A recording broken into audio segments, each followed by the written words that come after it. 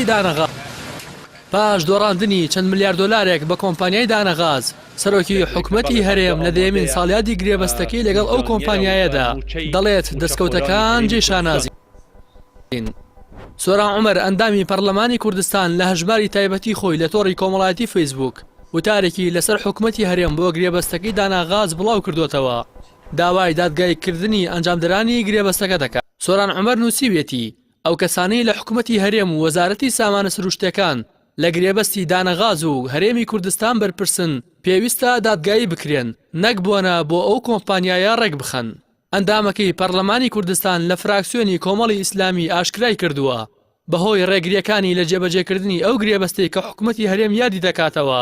دانەغاز لە مانگی دەی ساڵی 2013 سکاڵای یاسایی لەسەر هەرێمی کوردستان تۆمار کردو $100 ملیۆن لێ بردەوە و ڕاستەوە خۆش ئەو بڕە پارەقەرەبووی لێوەرگیرە.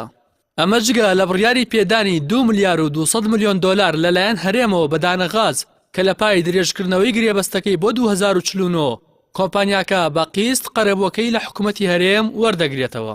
سۆران عومەر نووسیویشێتی بەپێی راپۆرتی ساڵی 2007 دانەغاز بەراورد بەو کارانی لە 2005 و لە دامەزراندنیەوە ئەنجامی داوە کۆمپانیاکە زۆرترین قازانجی لە هەرێمی کوردستان کردووە لە کاتێکدا کۆمپانیای دانەغاز لە ئیمارات و میسر تووشی زیان بووە. سۆران عومەر بە پەیامی ڕاگەیاند سەرەڕای ئەوەی گرێبەستەکە بە جۆرێک واژۆ کراوە کە بەرژەوەندەکانی کۆمپانیای دانەغاز لەسەر حسابی بەرژەوەندەکانی هەرێمی کوردستان دەپارێزێت بەڵام حکوومەت ڕێگری لە جێبەجێکردنی بڕگەیەکی ڕێکەوتنەکە کرد کە دروستکردنی گەورەترین شاری غازی بوو لە چەمچەماڵ کە کێشەی کارەبای هەرێمی چارەسەر دەکرد و هەروەها هەرێمی دەکرد بە هەناردەکاری غازی سروشتی بەڵام بەهۆی جیاوازی زۆنی زەرد و سەوز بربەست لە بەردەم دروستکردنی ئەو شارە غازیە دروست کرا. کاتێکیش کۆمپانیای دانەغاز داوای قەرەبووی زیانەکانی دروست نەکردنی ئەو شارە غازی کرد کە بە $20 ملیار خەمڵاند بووی دوجار هەرێم کەوتە ژێرباری قەرەبووکردنەوەی دانەغاز بە پارەیەکی خەیاڵی و ڕێکەوتنێکی نوێی لەگەڵ کۆمپانیاکە واژۆ کرد و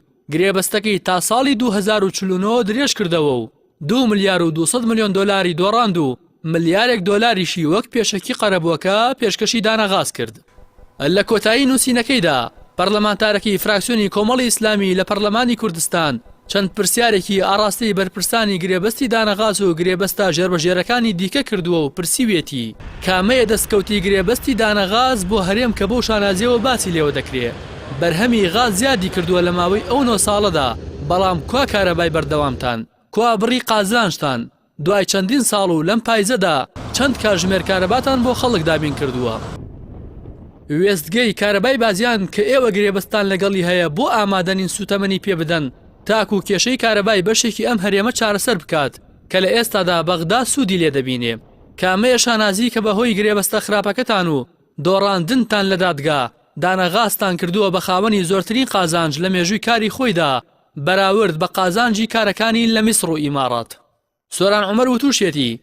یەکێکە لەوانەی لەسەر خراپی ئەو گرێبەستە و هۆکارەکانی ڕێگری چەندین ساڵە لە کارەکانی دانەغاز سکاڵایان تۆمار کردووە لەبەر ئەوەی ئەم گرێبەستە شایانی ئەوەیە ئەو کەسانی لە حکومەتی هەرێم و وەزارەتی سامانە سروشتەکان لێ بەرپرسن دادگایی بکرێن نەک مناسبەی بۆ ڕێک بخەن.